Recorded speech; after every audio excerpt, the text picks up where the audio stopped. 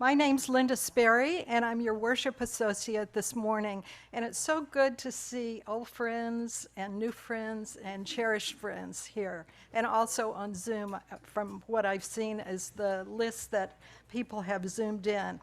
So joining me this morning in our lay-led service are Meg Wilson, Marilyn Giss, Ralph Haller, Gretel Wisnan. I always stumble on that. And all the way from Atlanta, Georgia, Sarah Hunter. We look forward to sharing with you what we learned from our book discussion earlier this year about everyday spiritual practices. We are also joined by Beth Syverson, our Director of Music Ministries, and Karen Magoon Pearson, our Director of Religious Education for Children and Youth, in welcoming you this morning. Our minister, Reverend Sean Wiltshire, is on sabbatical, but she has a message that is geared for all of us. Om Mani Padme Hum. Om. Oh, hi there. I'm doing a spiritual practice of being silly. Okay, I love that Linda proposed this topic for the summer. Well, not the spiritual practice of being silly, but of spiritual practices. She and a group of people last fall explored various spiritual practices, and they're going to tell you all about that today. And if I remember correctly, we might have a very special guest joining us from afar. So I hope you're as excited as I am. And I hope you all get as inspired by today's service. Have a wonderful time. Sean. We also recognize the many volunteers who have helped put this service together today, and we respectfully recognize that our church property resides on Akachaman and Tongva land. As Unitarian Universalists, we have many different beliefs, but we are one loving community. We are bound together not by a common set of rules or beliefs, but rather a covenant. A covenant is simply a promise that whatever our beliefs, we accept one another and encourage each other in spiritual growth. We affirm that all life has inherent value and that all existence is interconnected.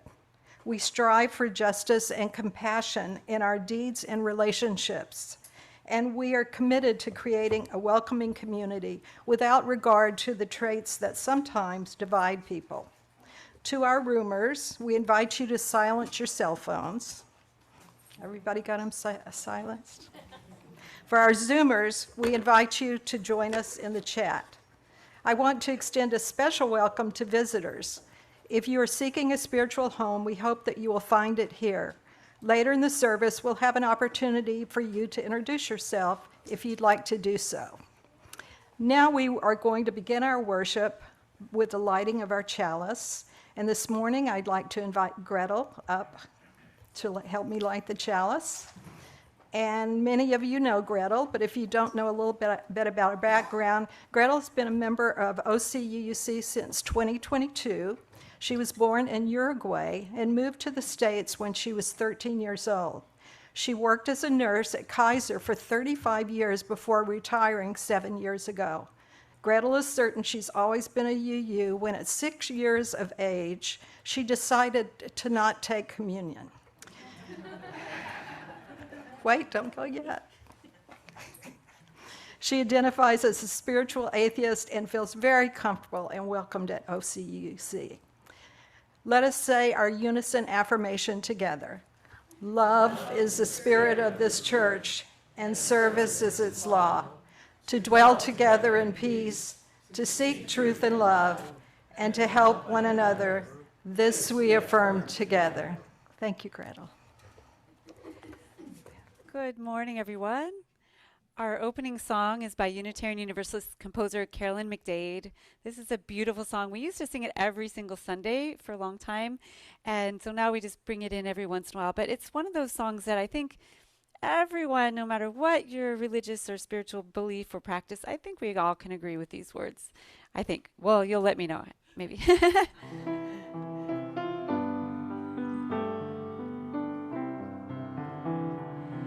Spirit of love, come unto me, sing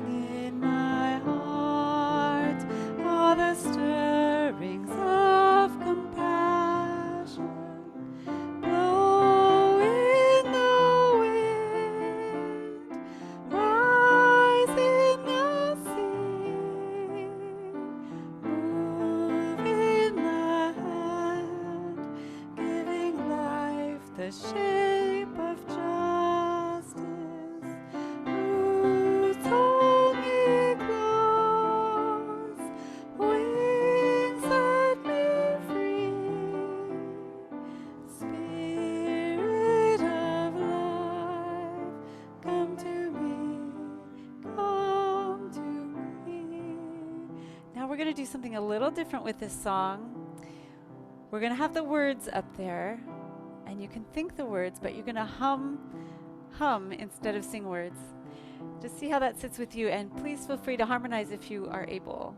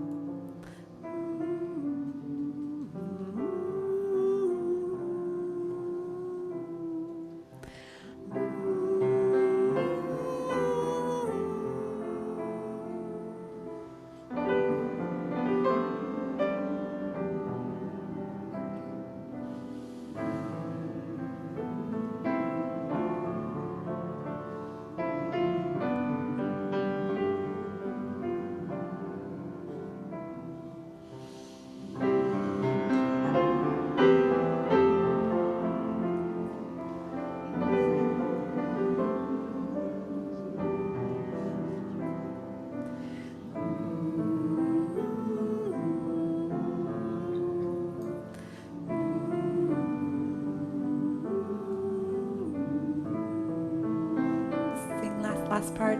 Spirit of life, come to me, come to me.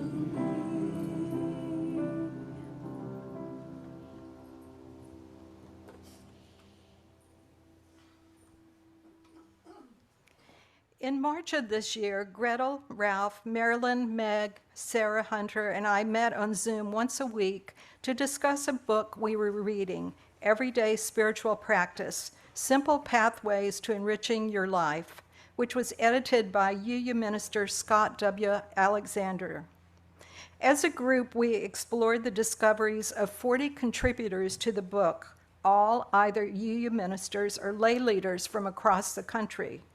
Right away, we noticed some names familiar to us: Arvid Straube, Wayne Arneson, Rebecca Parker, Ken Brown, James Ishmael Ford, and others. Like these writers, in typical UU fashion, our group approached this topic from varied perspectives, experiences, and religious beliefs. Spiritual practices shared by all the contributors to the book were not one size fits all.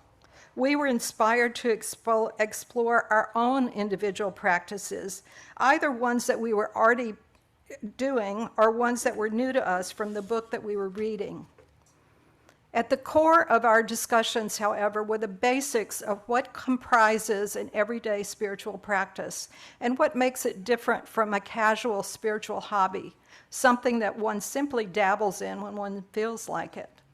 According to editor Scott Alexander, the answer is intentionality, regularity, and depth. What shapes your efforts into an everyday spiritual practice is your commitment to making the activity a regular and significant part of your life. We learned that there's no one right way or path to deeper spirituality. And we also learned that even though we're all busy with everyday life's challenges and chaos, the time spent in practice can enhance the rest of our life rather than taking something valuable away. As you hear reflections from Meg, Marilyn, and Sarah, we hope you'll be inspired to take our challenge to contemplate an everyday spiritual practice for your life.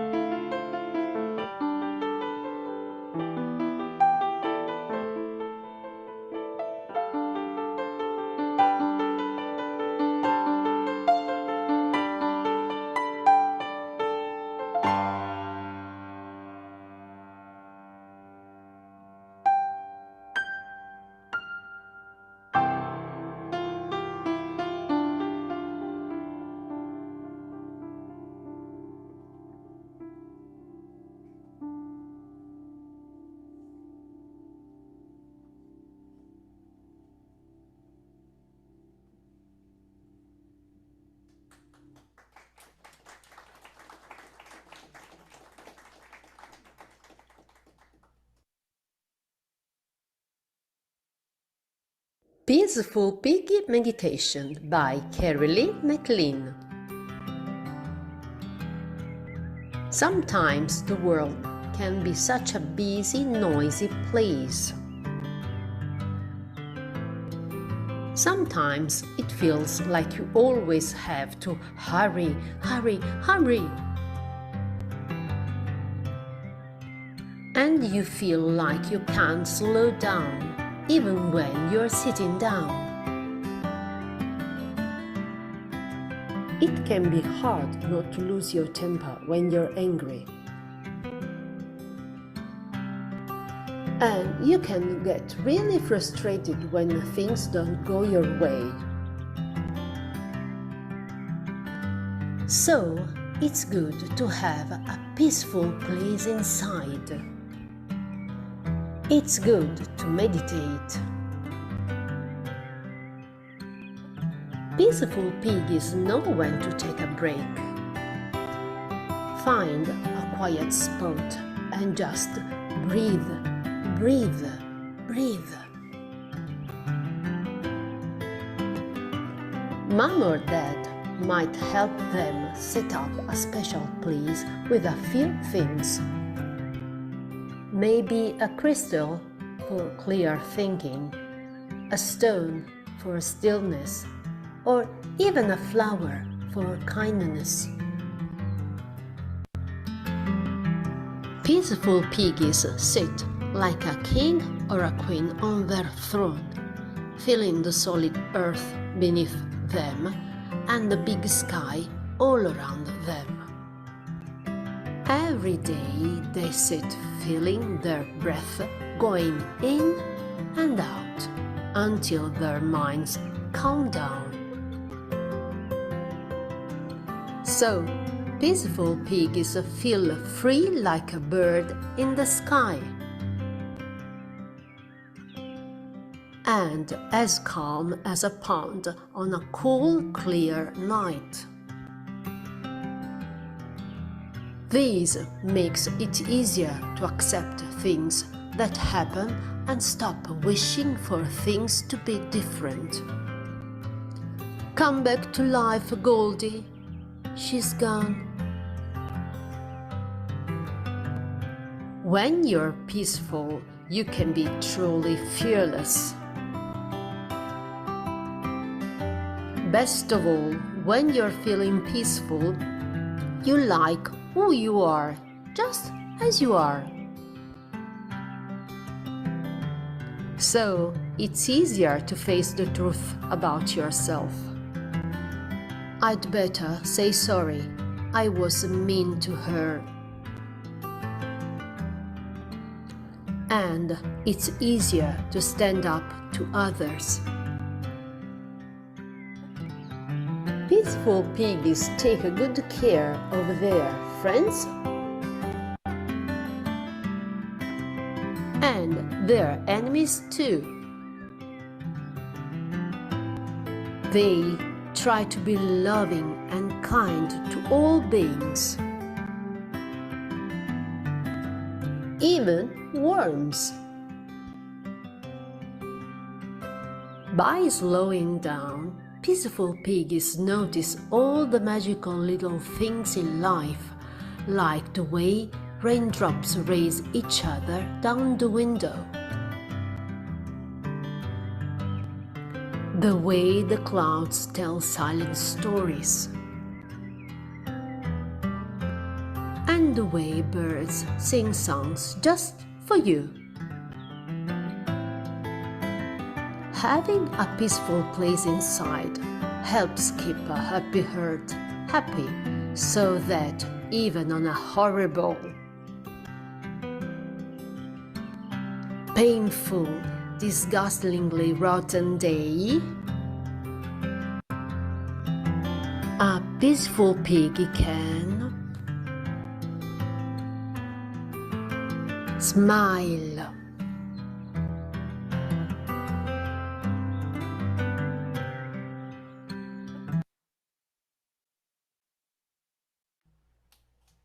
That was amazing. Our Director of Religious Education, Karen Magoon Pearson, will light the children's chalice and lead them to their classes along with their teachers.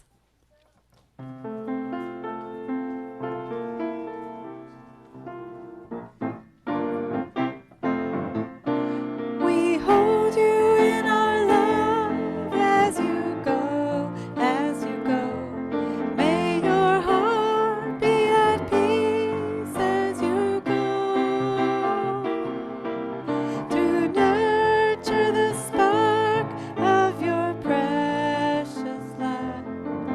We hold you in our love as you go.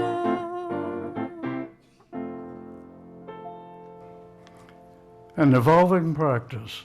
Words by Scott W. Alexander. People often associate the word practice with joyless discipline and unrewarding labor, like countless hours spent at a piano or computer keyboard, struggling to master the skill. As I reviewed the diverse essays in the collection of my book, I was struck by how consistently the contributors describe the liberating, soul-satisfying pleasure their spiritual disciplines bring to their lives. Paradoxically, by choosing to embrace discipline and structure, which on the surface seems to restrict freedom and limit choice, you gain the freedom to become more fully and joyfully yourself. Our spiritual lives are often characterized by a natural ebb and flow, and it is rare for an individual to adopt a spiritual practice and continue it unabated and unaltered for a lifetime.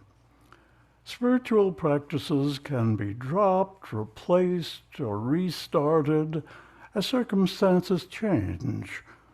Such flexibility and flow are natural. A spiritual practice that serves you well at this moment of your life may not serve you in the future. I encourage you to think flexibly and freely about how your spiritual relationship with yourself, others, nature, and all of creation might evolve within your lifetime. Please join me in a brief time of silent meditation.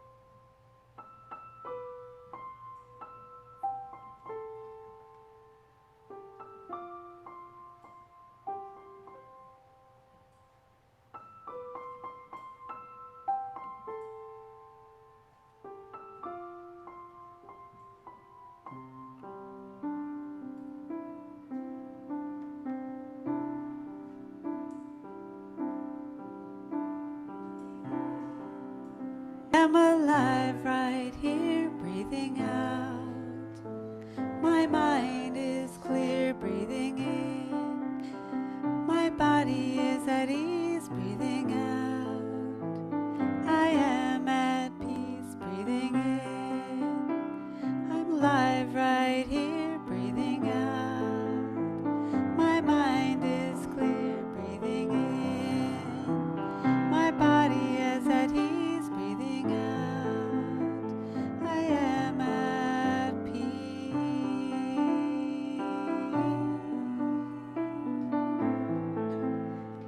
I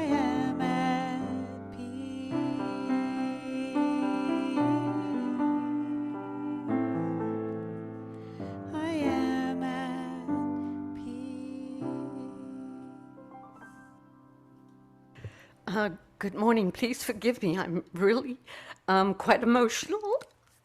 There's several of my friends here who really know a lot about my life, and I thank you for being here.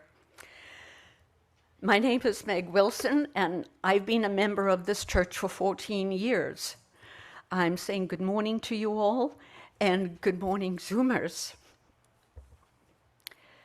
As I contemplated the first set of chapters of the book in preparation for our initial meeting, I said to myself, I really don't have any spiritual practices that come to mind. But the introduction by Scott W. Alexander underlined 3 aspects of spiritual practice: intentionality, regularity, and depth. Those 3 words got me excited. Aha! I do have an everyday spiritual practice. I am a 13-year veteran of Al-Anon as a result of my daughter Mika's addiction to prescription drugs and alcohol. Now that's a journey. Weekly Al-Anon meetings are opened with the Serenity Prayer, are intentional, confidential, follow the same structure to the T, and are led by different volunteers each week who share their story, their situation, fears and hopes, while drawing strength from their own share as they speak it out aloud to the fellowship, and gain insights from others like me as we share our experiences living with an alcohol. This practice in itself is life-changing. Today, I know that one doesn't need to believe in God to have a higher power and pray. I do not pray so that God, of my understanding, knows what my needs are. I pray to make sure I know what my needs are. We do this through the Serenity Prayer. God, grant me the serenity to accept the things that cannot change, courage to change the things that I can, and wisdom to know the difference. And we are to use this prayer and the Al-Anon 12 steps in literature in all our affairs. For the past 10 to 12 weeks, my life has consisted of a multitude of issues. I broke my leg bone, which meant wearing the boot and no driving. My good friend and I had harsh words due to a circumstance which took a huge toll on me, and it's healing. My ex-husband, Brian, is declining cognitively and may fall under adult state protection services. Not good. My son and daughter are still not on the same page, and a family member is undergoing medical testing and observation. And there's other big stuff, which I will not go into. So a phone call, a text, a new twist would trigger my emotions: fear, anxiety, depression, anger, despair, sleepless nights, alone in it all. Then physical therapy was ordered for my right foot. First a foot massage, then progressively more difficult exercises in each session, ending in an ice-packed wrap for 10 minutes, and 10 minutes on the bench. Physical therapy sessions, 4 therapy sessions in, with the ice pack wrap and my foot elevated, I relaxed, felt my blood pumping around my body. Even my lips felt heavy. And I slipped into saying the Serenity Prayer.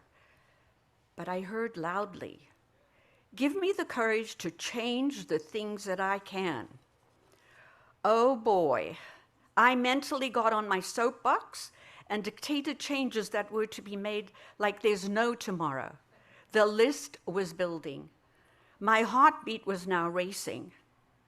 And then my mind went blank, and I heard the 3rd sentence of the Serenity Prayer. And the wisdom to know the difference between acceptance, and change. My epiphany was that if I executed some of those changes, it could negatively impact my relationships and circumstances. And what for? All that was and is chaos in my life will eventually work its way through with whatever outcome if I just let it go. And so I did, which meant staying in my hula hoop, minding my own business, never judging, being honest, being vulnerable, supportive, kind, and loving. And Al-Anon's spiritual practice in action with acceptance. The other spiritual practice that I have is the writing and personalizing of Christmas cards, thank you notes, birthday cards. Not just, Dear Susie, and then the words of the Hallmark card I bought, ending with love, Meg. No, it takes me about 10 minutes per Christmas card to make it personal and connected, and I send out about 40 or so. My reward are the comments I receive from the recipients. We always look out for your card at Christmas time, as we know we will be reading about ourselves and our relationship. This process fills my heart with joy and my soul with connectedness. And that's where I am today, sharing with you my everyday spiritual practices in all my affairs. Thank you. Breathing in, I am alive right here, breathing out. My mind is clear, breathing in. My body is at ease, breathing out. I am at peace. Good morning. I'm Marilyn Giss, and welcome to all. I bought the book Everyday Spiritual Practice when I was browsing our UUA bookstore about a year ago. I was at a time when I felt I needed to explore more about my own spiritual practice. What was it now, and what more could it become? So when Linda Sperry offered to have a discussion group of this book, I knew I wanted to join. So here I am today, sharing what I have been doing and what more I want to incorporate. As we began our initial meeting, I realized that much of my spiritual practice over the past 20 plus years stemmed from my involvement with Al-Anon. There were dark, worrisome, and overwhelming days back then, and I was desperate for help and answers. Many of you have heard my story when I, my daughter, and others of this congregation shared what it was like to live with addiction, either as the addicted person or the family member. And over the years, I found hope, courage, and support through meetings, readings, sponsorship, just to name a few. And I share this with you now because there was a chapter in the book of Everyday Spiritual Practice that is devoted to adversity. So Hafiz, I think I'm pronouncing that correctly, a 14th century Persian mystic, writes a poem about absolutely clear, about diversity. And this is translated by Daniel Ladinsky to read, don't surrender your loneliness so quickly. Let it cut more deep. Let it ferment and season you as a human or even divine ingredient can. Something missing in my heart tonight has made my eyes soft, my voice so tender, my need of God absolutely clear. Barbara Merritt, who wrote this particular chapter in the book about adversity, goes on to say that the most important spiritual lesson we can learn from adversity is our need for something greater than ourselves. Adversity has the power to take away our arrogance, our illusions of control, our delusions of self-sufficiency.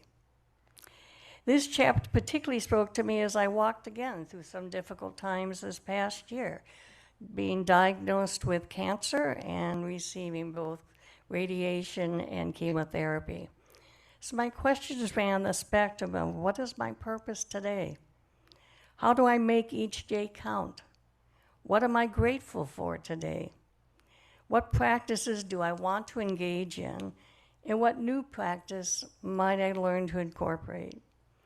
For many years, I have found that walking outdoors brings me comfort and a time to reflect on what is going on around me and letting go of what I have no control.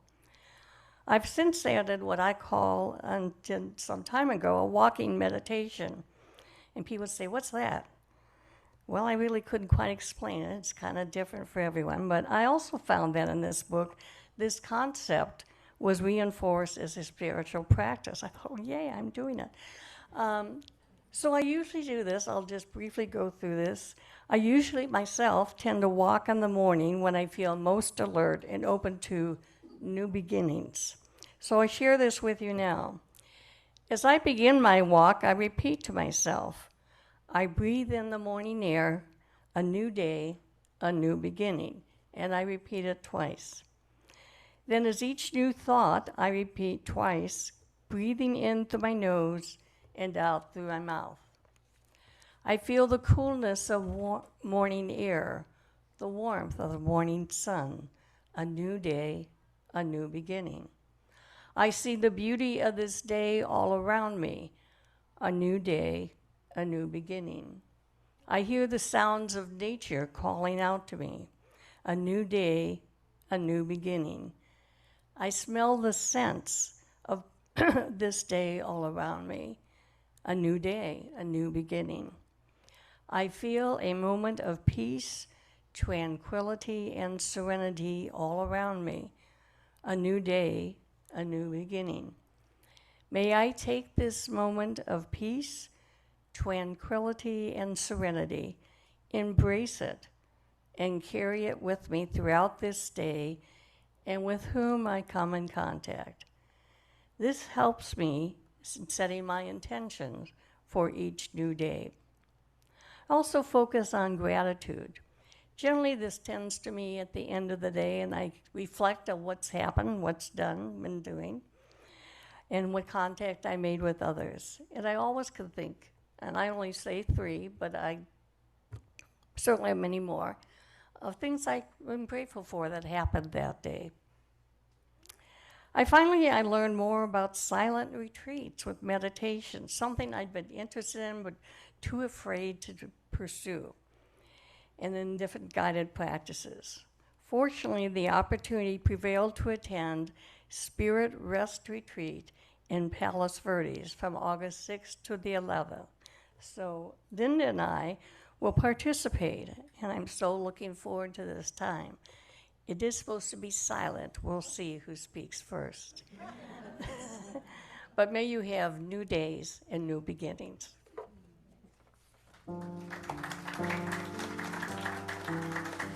Breathing in, I am alive right here. Breathing out, my mind is clear. Breathing in, my body is at ease. Breathing out, I am at peace.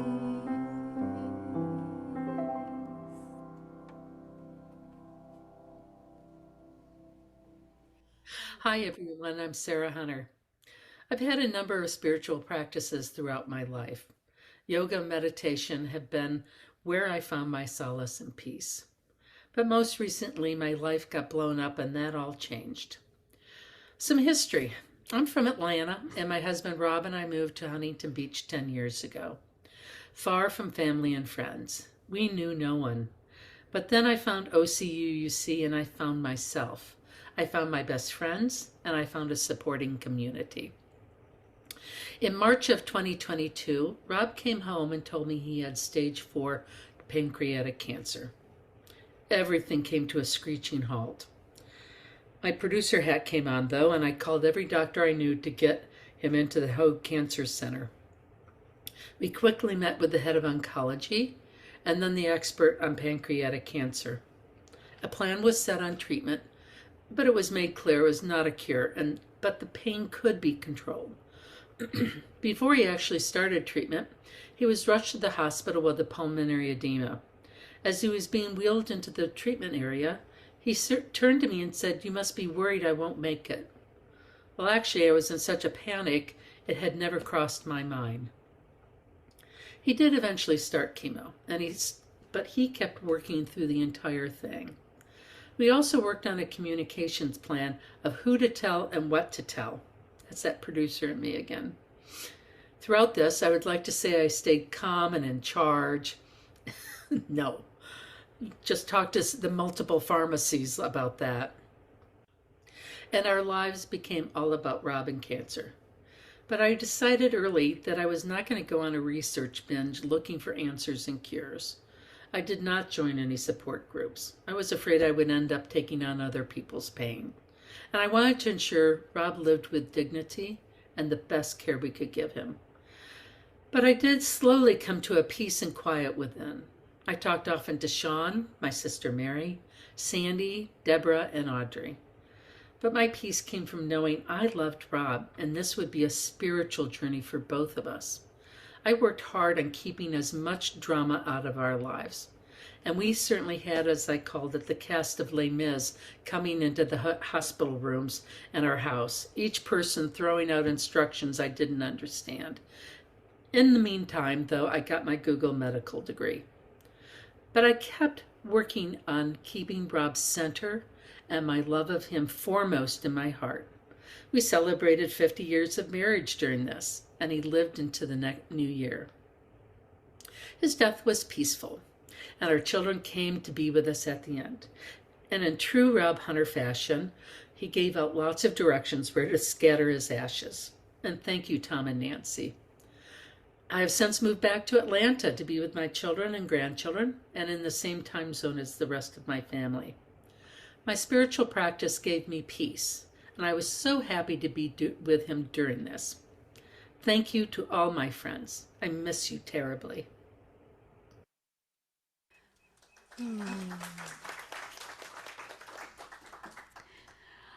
All right. Deep breath, everybody. That was beautiful. Let's rise, embody your spirit, and sing When the Spirit Says Do. You got to do when the Spirit says do. You got to do when the Spirit says do. When the Spirit says do, you got to do. Oh Lord, you got to do when the Spirit says do. Bring it down now. Spirit says do. Spirit says do. Spirit says do. Spirit says do. Spirit says do. Spirit says do. Got to sing. You got to sing when the Spirit says do. Do do do do do. You got to sing when the Spirit says sing. When the Spirit says sing, you got to sing. Oh Lord, you got to sing when the Spirit says sing. Spirit says sing. Spirit says sing. Spirit says sing. Spirit says sing. Spirit says sing. Spirit says sing. You got to love. You got to love when the Spirit says love. You got to love when the Spirit says love. When the Spirit says love, you got to love. Oh Lord, you got to love when the Spirit says love.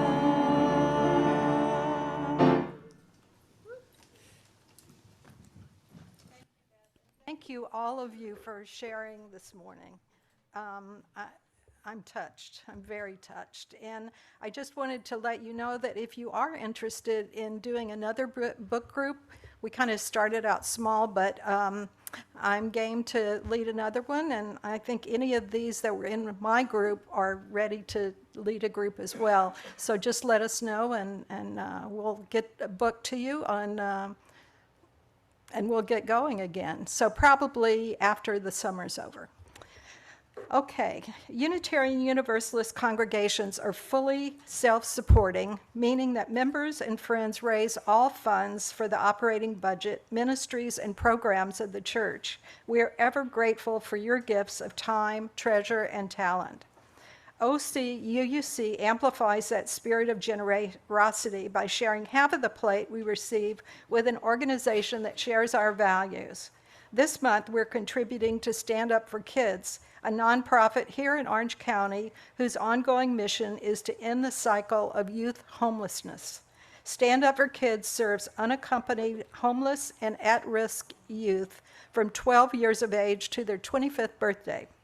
There are multiple ways in which you can support the church and this organization. You can mail a check, you can go through our website, you can use an app called Banco Mobile, or you can use a basket that's being passed by our ushers today. The choice is yours. All the information is on our website should you need it. And as always, thank you for your generosity.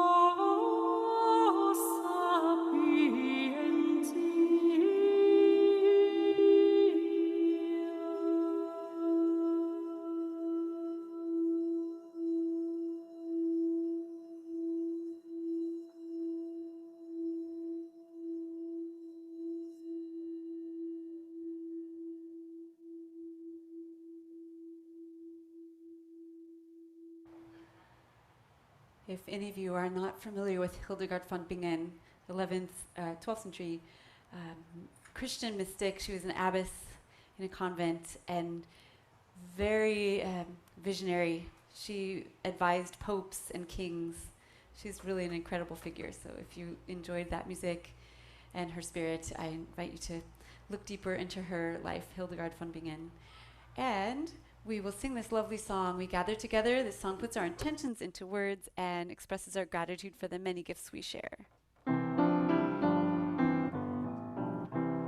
We gather together, we gather as one, for peace, love, and justice for everyone.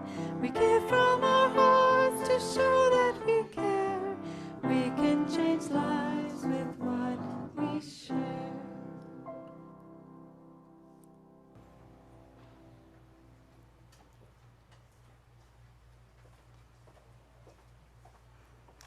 Now is a time that we honor important events in our lives.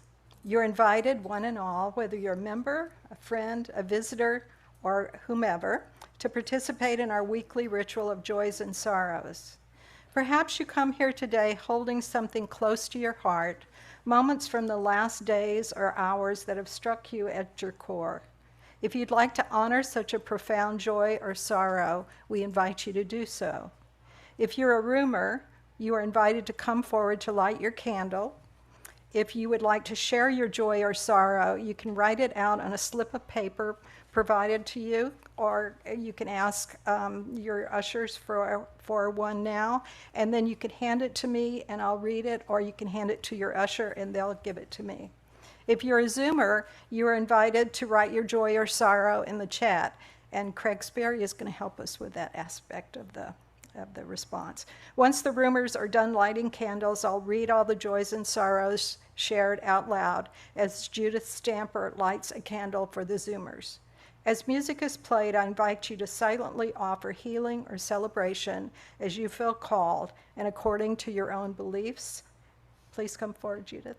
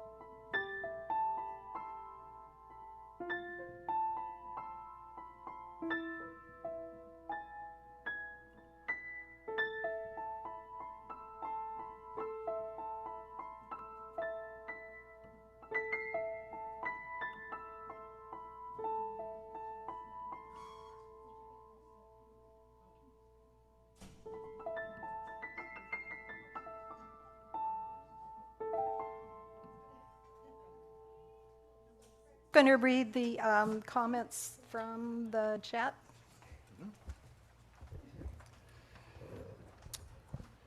From Sarah H. My joy is driving my granddaughters to their various activities. From Matthew P. A joy and a sorrow. The joy, after being out of work for over a month, I got a job offer for a data entry position. I start on August 7th. For the sorrow, my dad passed away early on Saturday morning at the age of 84. His 85th birthday would have been in August.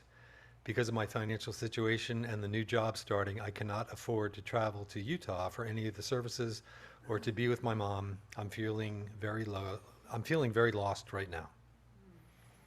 From Linda C. A great joy for her and a sorrow for me as our youngest granddaughter heads off to college in Hawaii next week. From Bob and Charlene G. It's a great joy to see our friends again. And from Catherine T., a candle of healing for my friend Matthew P., who has just lost his father and is experiencing a great amount of pain and grief right now.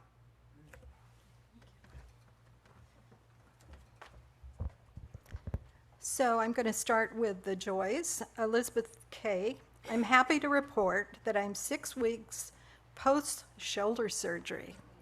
My driving restrictions have been lifted, and healing is coming along nicely. That's good news.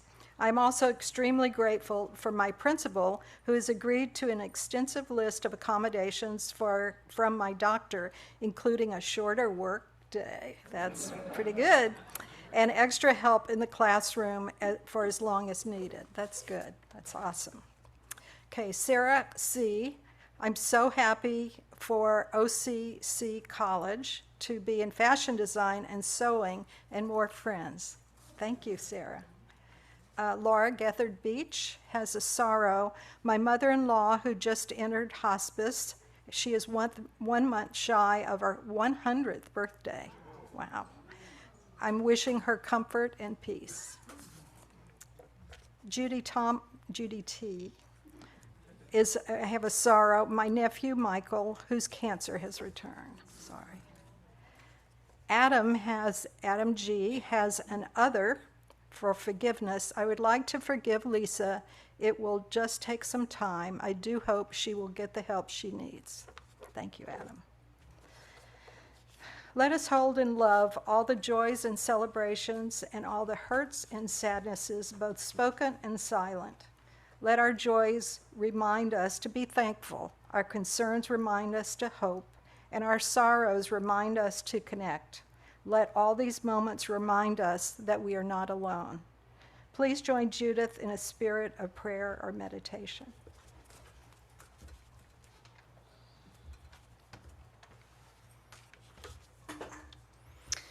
These are words from William Henry Channing. To live content with small means, to seek elegance rather than luxury, and refinement rather than fashion, to be worthy, not respectable, and wealthy, not rich. To study hard, think quietly, talk gently, act frankly, to listen to stars and birds, to babes and sages with open heart, to bear all cheerfully, do all bravely, await occasions, hurry never. To let the spiritual, unbidden and unconscious, grow up through the common. This is to be my symphony. Let it be.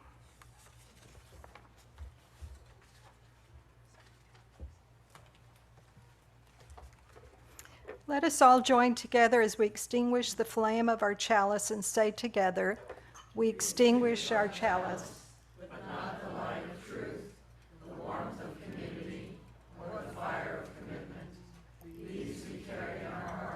Until we are together again. Thank you for joining us this morning. We're a congregation made up of people who all believe differently. And yet when we gather together, whether we're in the room or on Zoom, we make up one loving community. We need not think alike to love alike. If you're a guest, a visitor, or someone who hasn't yet been known to us, I invite you to become a part of this beloved community. We encourage you to either write in the chat if you're a Zoomer, or if you're a roomer, to stand for a brief moment and tell us your name and where you're from. And we have a mic that Beth can bring around so the Zoomers can hear your response. Anyone? They're back there.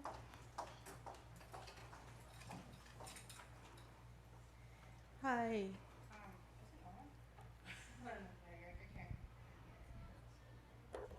Maybe my voice is high.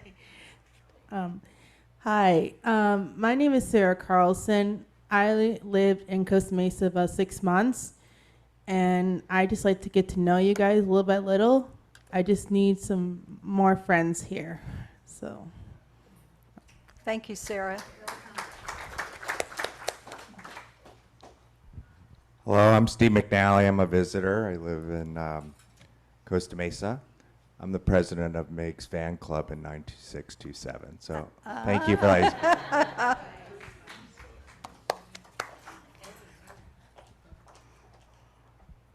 Hello, everybody. My name is Isabel Regis.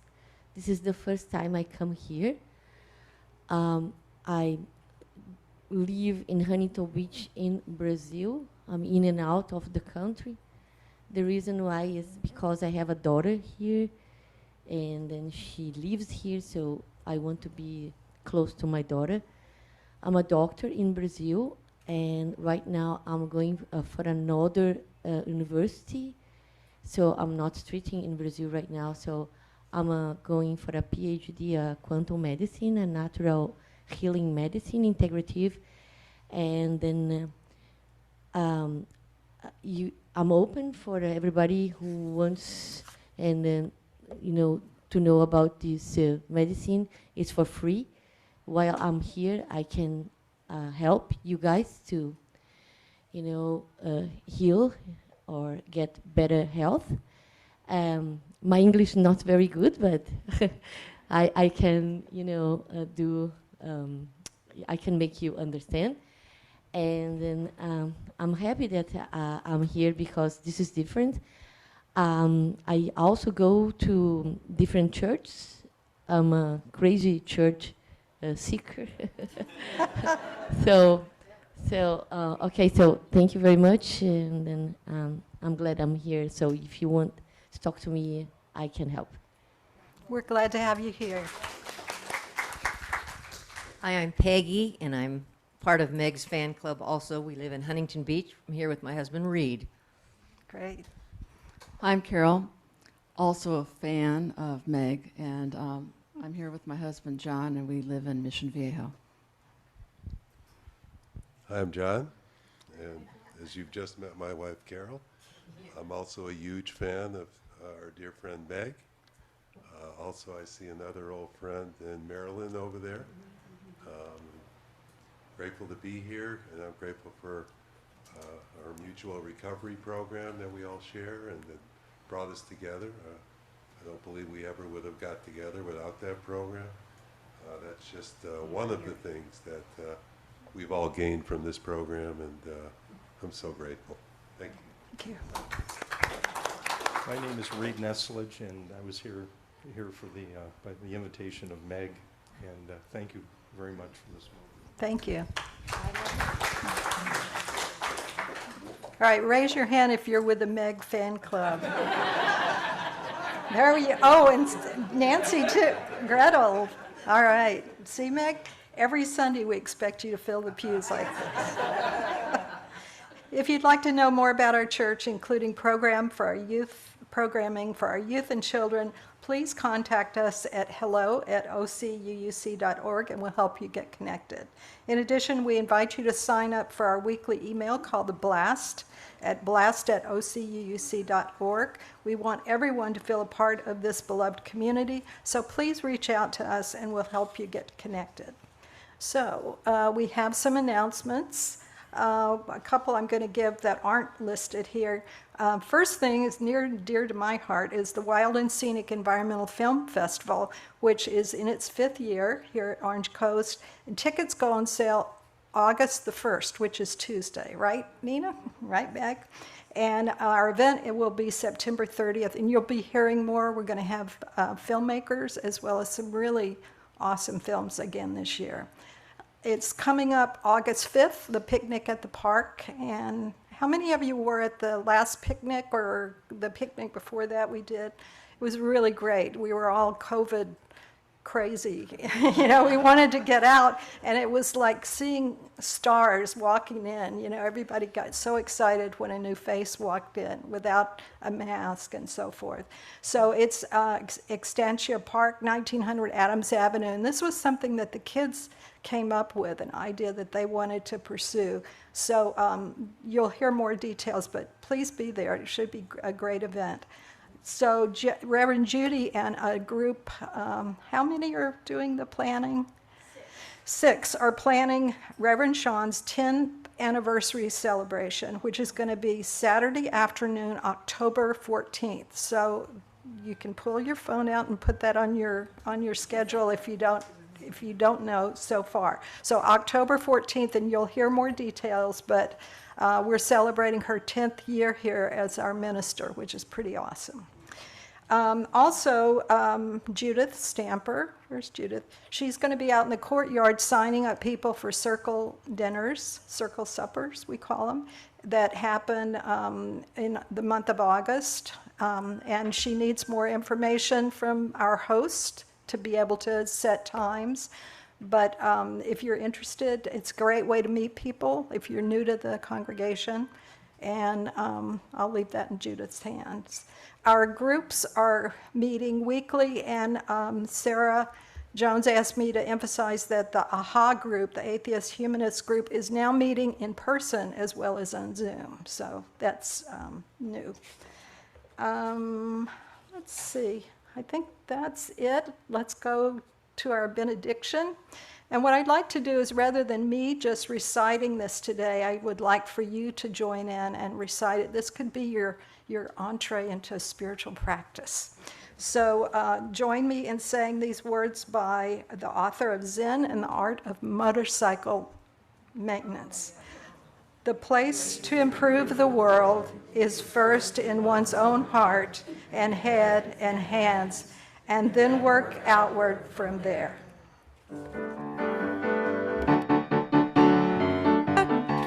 And all do our part, let us go out. Bring joy to each heart, let us go out. With indifference destroyed, let us go out with joy. Let us go out. And all do our part, let us go out. Bring joy to each heart, let us go out. With indifference destroyed, let us go out with joy. Let us go out with joy. Let us go out with joy. This service is over. Let our service continue.